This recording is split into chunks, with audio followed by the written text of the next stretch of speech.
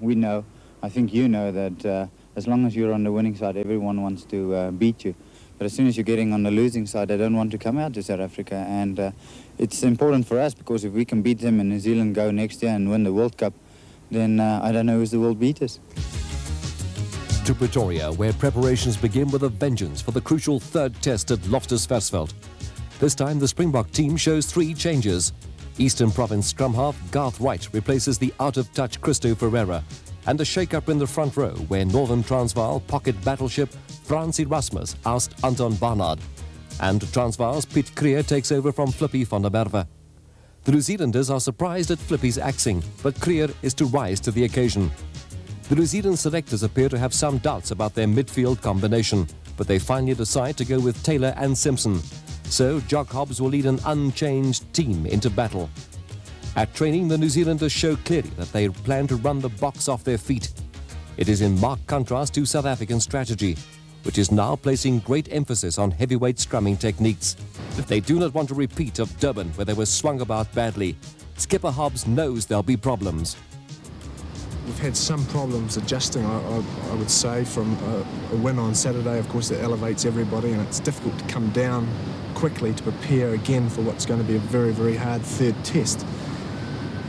So we've had to concentrate on trying to get back to that desperate sort of attitude that we had for the second test, and hopefully this morning it took a step further.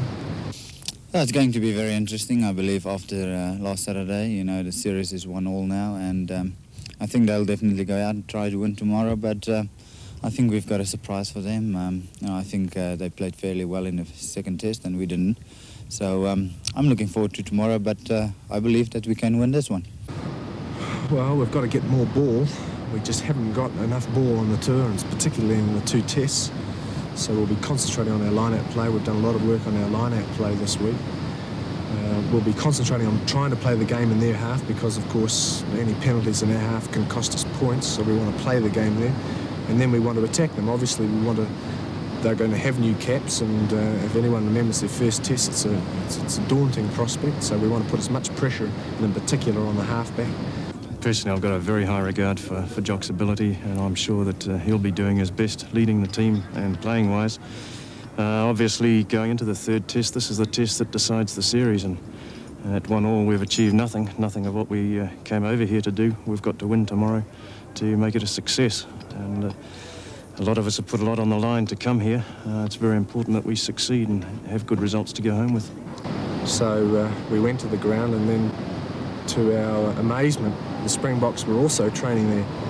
So it became an interesting duel at that stage. Our initial reaction was that we were not going to back off, that we had in fact arranged to be there and we were going to train there. So we proceeded on that basis, and then it just looked like it was going to turn into an absolute shambles. So then we tried to turn it around to our own advantage, saying, righto, we'll go and train somewhere else and we'll remember. Yes, another episode in the Cold War on the eve of the crunch test. Both teams turning up for practice at the same time at Loftus Versfeld, a situation that is seen as a deliberately cunning double date. In the end, the Springboks get their way. The test pitch is theirs, and Hobbs takes his men to another paddock to complete their training.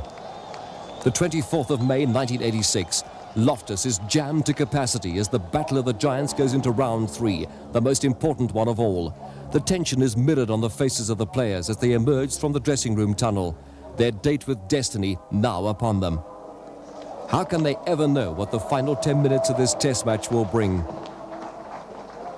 For the third successive test, the referee is Ken Rowlands of Wales, a man who stands for no trouble. Many South African fans question the wisdom of Garth Wright's selection, reasoning that he may crack under pressure on his international debut. Remember too that Nas Botha is now promising a 15-man onslaught, the running game everyone wants to see.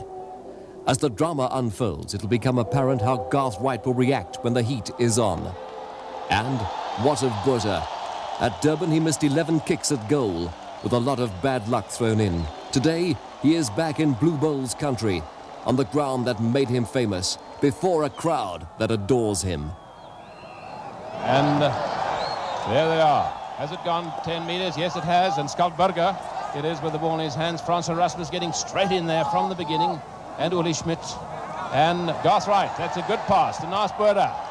And there's a very good up and under. It's going to land inside the 22-meter area, and it hit the ground. Good work there by Loveridge to get it back to Crowley. And the touch judge there is Mr. Frank McMullen from New Zealand. Willie Schmidt. And the referee giving a penalty to the Springboks for obstruction.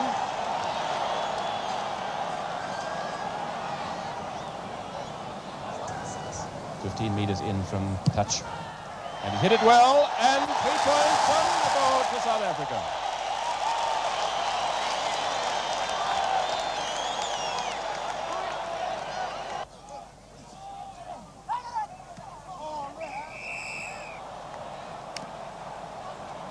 And that's a penalty for offside in the line out to New Zealand. And Grant Fox indicating he's going to kick for the post. And it's looking good. Wait for the flags. Yes, 3-3 it is.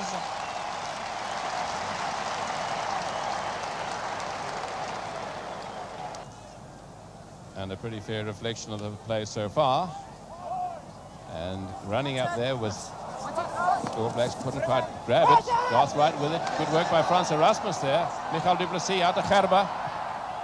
And Donnie Gerber testing one for Crowley. Will the ball beat him into touch? Yes, a beautiful kick. It's for the Springboks right onto the attack. That's Donnie Gerber. Hika Reed's throw. Well, Bartman going back to decided that Hobbs was in the line out, so back he comes. Well taken there. Well, Bartman it was. And well done. Good possession. Garthright looking for a gap. And who's he got with him? Nasburda, du Plessis, and Kunis in the line there. They were just, and a penalty there to the Springboks. Playing the ball on the ground. Here we see it again. Uli Schmidt on the charge. Now watches the ball come out. Michael du Plessis just a little bit undecided as he gets possession, just waiting for the players to run into position. There goes Kunis. Now watch, there's a good tackle from Victor Simpson. And meanwhile, Nasburda has kicked the goal.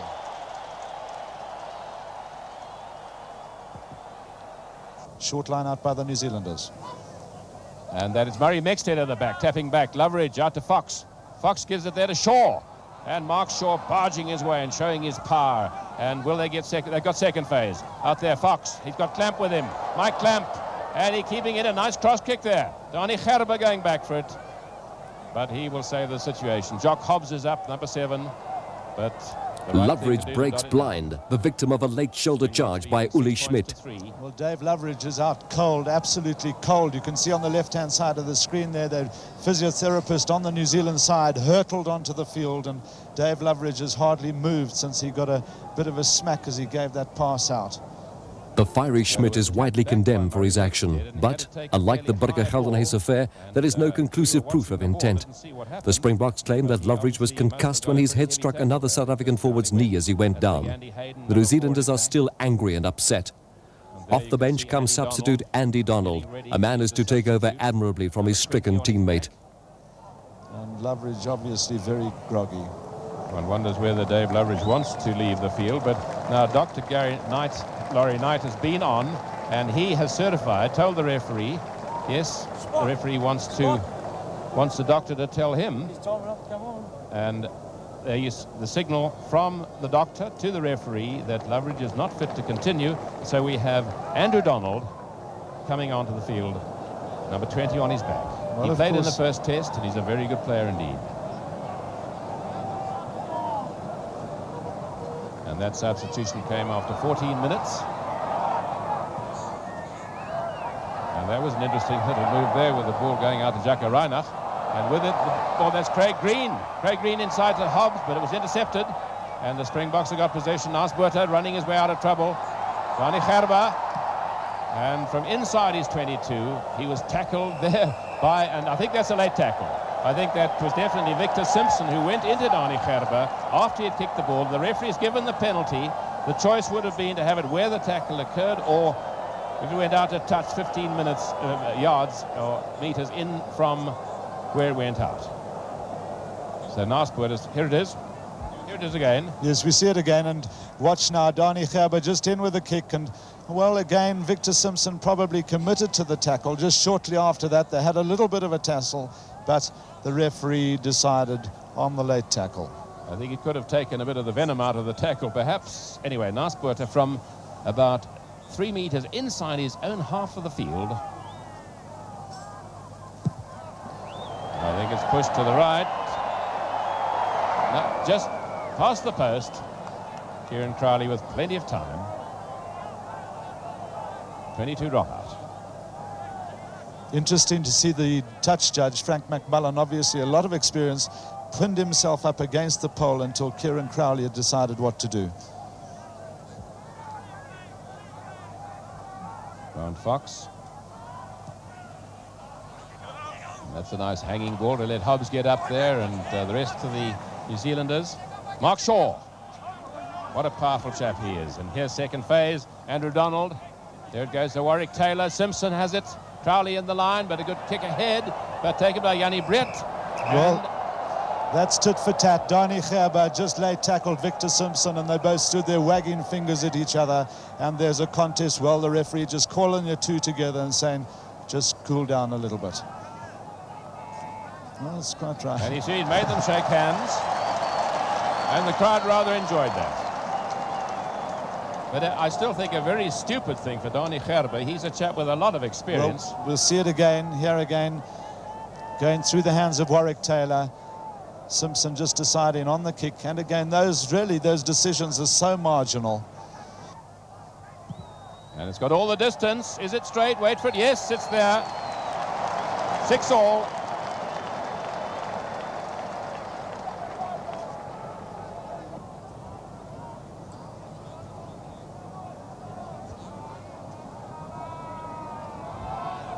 Naaspoorter getting his forwards well behind the kick. That's another nice hanging ball. Gary Wetton, number 5, waiting for it. And look at that support. Mexted in to help him straight away. And Andy Donald waiting for it. But sure, it is still going. And he's tackled by Uli Schmidt. Andy Donald running into trouble. And Garth Wright after Dani Gerber. And Gerber decides this is not a time to run. And he was still in his 22-meter area, but he hasn't found touch. And Jaco Reinach up there. Jaco Reinach trying to grab the ball, but Crowley holding on. And a torrid loose scrum there. Back to Simpson. Victor Simpson running with it. Out to Clamp. And Mike Clamp's in the open there. He's being chased by Buerta. Naaspoorter, Mike Clamp. And Mike Clamp forced out to touch there. Naaspoorter is a very quick chap over the ground. And I think he was always keeping on the inside shoulder of Mike Clamp. And 4 men from either side. And back, it looked like he had Small taking it. Out to Naaspoorter. There's not an easy up and under. Gary Knight's under it, so's Andy Hayden. Coming up, Michael du Plessis very quickly. He was the man who picked it up. Louis Mulman with it now. Here's a drive. Skalkberger. Now they'll want to get it back, but what happened? Is it carried over? 5-meter yes. scrum carried over. Carried over, and he was actually kicked the ball out in touch in goal. And this is the best chance the Springboks have had in this match to score, 5 meters away from their opponent's line. And it's there put in. Garth Wright, Naaspoorter. Will he do a drop kick? No. Out it goes. Missing out a man. There's Reinach. And he cuts in, but he had desperation tackle. Brought him down. Jock Hobbs is there. Picked it up very well. And Andrew Donald kicking it out. Very good work by Jock Hobbs covering there. And Jaco Reinach so nearly away. Burger, number 4. That was Skalkberger who went up for it. Jannie Brett going in. Garth Wright, Naaspoorter. And misses out. And Naaspoorter in the gap. Looking inside. And that's Val Bartman over the 22-meter line. They'll want second phase, and they've got it. Change direction. Dani Gerber. Gerber out there. Too Small. And Small has Reinach. Reinach well tackled by the cover defense there, but it's still in. No, the referee's flag is up. And Dani Gerber very cross indeed. He thought that the ball was still in play. Uli Schmidt taken by Small at the back of the line out.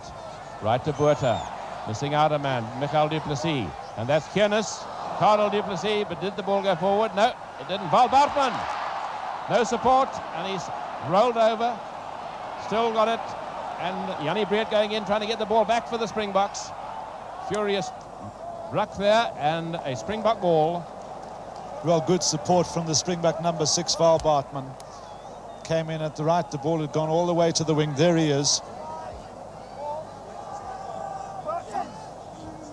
And that is the New Zealanders' 22-metre line. Cleverly Chance held for in the back. Nasport with a drop here. Oh, not a very good pass there by Michael du Plessis. Reinach had to go back to get it and flip, reverse pass, another long one. Karel du Plessis, can he beat the man? He's been chased by Wetton. And Hickory is going for him, inside 2. Uli Schmidt is going to score. Uli Schmidt has scored. Sometimes villain, sometimes hero. It's that man Uli Schmidt again, this time with a touch of class that has him swerving inside between Gary Knight and the sprawling Mike Clamp. A try that has his hometown crowd delirious. Well, here we see it, a bit of indecisive play by the Springbok backs. Jaco Reinach gets it in a bad position. There he is now. Watch, he changes direction quite cleverly, actually. Johan Hiernes. The long ball out to Karel du Plessis. Watch how he just straightens up Gary Wetton. Hickory comes across for the tackle. Lovely little pass in from Uli Schmidt. Uli Schmidt is very good on the run. And a wonderful try by the Springbok hooker. And while you are watching that replay, the try has been converted by Nasport. And it is 12 points to 6. Donald out there to Fox, a short one in there to Greg Green. They've practiced that time and again. And second phase, here's Fox again. They could have a man over here. Fox looking on the inside there. Tackled just inside the Springbok 22. And there's Mark Shaw going for it. And Uli Schmidt it was who tackled him. And a penalty, who is it to? It is to the All Blacks. So Fox, can he make it 12 points to 9? 12-6 it is at the moment. And we're already in injury time. We've had 41 minutes on the stopwatch. Grant Fox. Yeah, it's there all the way. That's Grant Fox's 3rd penalty. And 12 points to 9 the score. Franz Erasmus on this side going down against Gary Knight. Andrew Donald reversing direction, but he's tackled. And Murray Mexted in there to help, and they shoveled it out really to Crowley. Crowley hasn't found touch, he's found Nasport. And Nasport over the head of Crowley this time. Awkward bouncing ball. And Crowley with all the time in the world. And the referee says that is half-time, and so at half-time it's the Springboks leading by a goal and 2 penalties to the 3 penalties of the New Zealanders. Now we're about to have the second half, and we're on, and there we are. Has it gone 10 metres? Yes, Andy Hayden tapped to Gary Wetton, has it now, and Andy Donald says, let's have it. Hickory, I think, has grabbed it, but a Springbok hand or 2 is around it. In goes Hickory again, and good work by Gary Knight. Andrew Donald with it. To Jock Hobbs, the captain. Here's the drive, and they'll want second phase. Beautiful second phase. Fox, Taylor, and a lovely break by Taylor. Tackled by Nasport, but inside there, Simpson, and that's over the 22-metre line. Andy Donald, and they could have a man over here. Crowley in the line. Crowley cutting back, though. Gary Knight helping, and reverse direction. That is Taylor. That is Craig Green. Craig Green.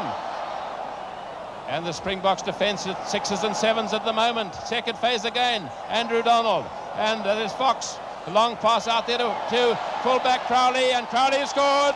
Crowley is in. And that was beautiful rugby with second phase coming back and again. The Springbok defence all over the place. And with that beautiful loose ruck ball, here it is. Well, this is a combination of a couple of rucks, and Grant Fox reading the situation very well. The long pass over to Kieran Crowley. Kieran Crowley taking it above his head very well, and he goes in to score, but some certainly little weak defence by the Springboks enabled them to, the New Zealanders, to cross the advantage line. Here we see it again, Fox with the overhead pass. Crowley taking it very well indeed. No defence in sight at this stage. They'd all been committed. Grant Fox has kicked pretty well so far. It's a difficult angle. And wait for it. Yes, it's there. A beautiful conversion from about as difficult a place as you can get. And Grant Fox will be delighted about that. There is Val Bartman. Murray Mexted at the back, in front of him Gary Wetton. Skalkberger with the band around his head. And a short one, tapped back by Ashworth to Donald. And Jacko Reinach with it into Naasbuerta. And Naasbuerta keeping it in play. Murray Mexted is there. And Naasbuerta with it. And he's going to score. Naasbuerta's going to score. A lovely piece of work by the fly half. A slightly lucky bounce perhaps. But handsome is as handsome does. And it is 4 more points to the Springboks. The Golden Boy's first try in Test rugby, coming in his 20th international appearance. He certainly picks his moment to prove that kicking is not his only art. Well, here we see it again, the pass from Jacko Reinach. A lot of people would have shouted run, pass, but Naas with a little chip ahead. Now watch for the very good offensive tackle from Johan Heunis here. There's Heunis storming down on Murray Mexted. Great tackle by him. The bounce straight into the little fly half's hands, and he is very quick over 22 meters. I think I'm right in saying that that is Naas's first try in Test match rugby. And there's the second round of applause. While you were watching, Naasbuerta converted his own try, and so that is the score. The Springboks leading by 2 goals and 2 penalties to 1 goal and 3 penalties by the New Zealanders, and the New Zealand forwards in front of the kick. Certainly has. Waiting for it, Andy Donald, Fox, long one out of Simpson. Simpson there, and out it is to Craig Green. He's a danger man, a real danger man, but good tackling there. Ken Small coming across, and Heunis. That's Craig Green. New Zealand ball. Well, back it goes. That's a good line-out ball there. And there go the forwards trying to get it back again. Andrew Donald says he wants it. Tremendous ruck and back. Here's a drop goal attempt by Fox. Charged down. Who'll get this loose ball now? Mexted is in the thick of it. And so is Skaltberger. And Andrew Donald has it. Fox out to Warwick Taylor. Simpson. Crowley's in the line. He misses out to Craig Green.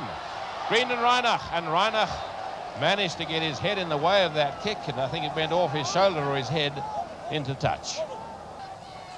That's Andy Hayden. Interesting, they're standing next to each other. Normally we have Gary Knight in between. And good tap back. Here's a drop goal attempt again, and this looks a good one. And it's there, it's all the way, and the scores are level. The referee in a very good position to see, and the scores are level. For the New Zealand's 1 goal, 1 drop, and 3 penalties. And that is Frans Erasmus, helped by Jannie Breert, and Carl Bartman, Garth Wright, Michael du Plessis in the first 5/8 position. And that's a good up and under, and I think it went off Reinach's head. Uli Schmidt taking it. And Val Bartman carrying on. Good drive by Mulman is there, and they'll want it from second phase. And a penalty there for coming in the wrong side of the scrum. It was coming out of the Springbok side. Here's the penalty, and it's there. And the Springboks have a lead of 3 points.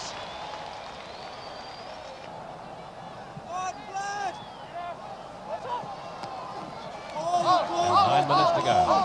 Frans Erasmus with it. John Ashworth tackling him, number 1. And good work by Bartman. Not a great pass, but well taken by Naasbuerta. Out to Gerber. And is he going to? And there's Michael du Plessis. Out on the left of Carl du Plessis. Cutting inside Fox. And he's got Gerber with him. And Gerber's going to score his 14th try in Test rugby. Craig Green won't catch him. Donnie Gerber. Donnie Gerber. And that could well wrap it up for the Springboks. Well, watch this, a bad pass from Garth Wright. Naasbuerta summing up the situation very well. Passed it out to Donnie Gerber. Donnie Gerber on the run through the hands of Michael du Plessis. Then to the great left wing. Watch how he goes now. He just shakes his hips. Darts inside Grant Fox. Watch the running off the ball by Donnie Gerber. Brilliant on the outside. He still had quite a lot of work to do. Craig Green, now watch the acceleration as he sees Craig Green coming in. He is big, he is quick, there's no stopping him in that situation.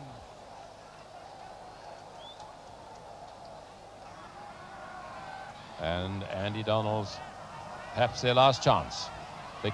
Out it goes there, Victor Simpson. And they'll want second phase now, if ever they did, but Skaltberger it is who picked it up. Andy Donald with it. They got the second phase. Fox. And Grant Fox knocked it forward. Still the referee waits for advantage, and he says there is advantage. Donny Gerber with it, out to Reinach. Reinach the flyer, he's got Gerber with him as well, and he's going to score, I think. Reinach, Jaco Reinach, and he's over.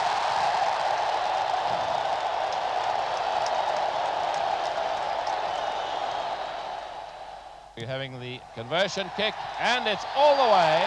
The flags are up. The test is over. South Africa scoring 15 points in those fateful final 10 minutes. 33-18, the most points the New Zealand team has ever conceded in an international. It is one of the most sensational finishes to a test match, and the Springboks can no longer lose the series. South Africa has won by a margin of 4 tries to 1, with Gerber and Reinach hammering in the last 2 nails with runs that set the pulses racing. Nas Botha, struggling to mask his emotions, has contributed no fewer than 21 points. In 3 tests, now his tally is an amazing 52, far and away a new South African record. And it was his touchdown during the second half that provided the spark to ignite the final Springbok onslaught. New Zealand played far better than the scoreline suggests, but they failed to last the pace in a white-hot finish. For Garth Wright, it was a dream debut. I think after last week, we said the luck was against us, and I think today we proved that I think we're the better side, and I think we proved that last week also we've been the better side, but we couldn't pull it off. But today I'm very glad we pulled it off. What a wonderful match. Tough luck, whoever lost, it was tough luck on such a team. And all credit to the Cavaliers for the show they put up. We tend to fade in the last 10 minutes. We don't seem to have that resolve that we've had in the first 20 minutes in particular of most of our games. And I guess in that game we just let it go. And the Springboks are a side that, given a chance, they take it. They've got very fast backs, and Gerber and du Plessis in particular. And you give them a chance, and they take it, and that's what happened. And what about that controversial late tackle by Uli Schmidt on Dave Loveridge? Well, it was one of those things that you don't really see it because it was drastically late, The ball was well out with the next player when it happened, and it's one of those terribly unfortunate things that happened. Perhaps I think Smith was lucky that it was so late that the referee or the line umpire didn't even see it, and they kept following the play too. But it was an unfortunate thing, because Dave's a very great player, and as everyone knows, he's coming to the end of his career, and I think this has probably just brought it forward that little bit more. We haven't been over happy with his refereeing. I guess he's been consistent, but we're not very happy with some of his interpretations, especially around the ruck and maul. Prior to the 3rd test, he hadn't really got on top of the lifting and the line-out, but in that 3rd test, obviously, he got the message through to the Springboks, and there was no lifting at all in that 3rd test. But we just feel that at times he's likely to make a decision on the spur of the moment, which really, I think, probably unsettles the players. Although again, I say he's consistent, but he's blown the whistle a lot, which a lot of the players at times can't understand why, and it's had the upsetting effect. But I wouldn't go as far as saying that he's been responsible for any of our losses.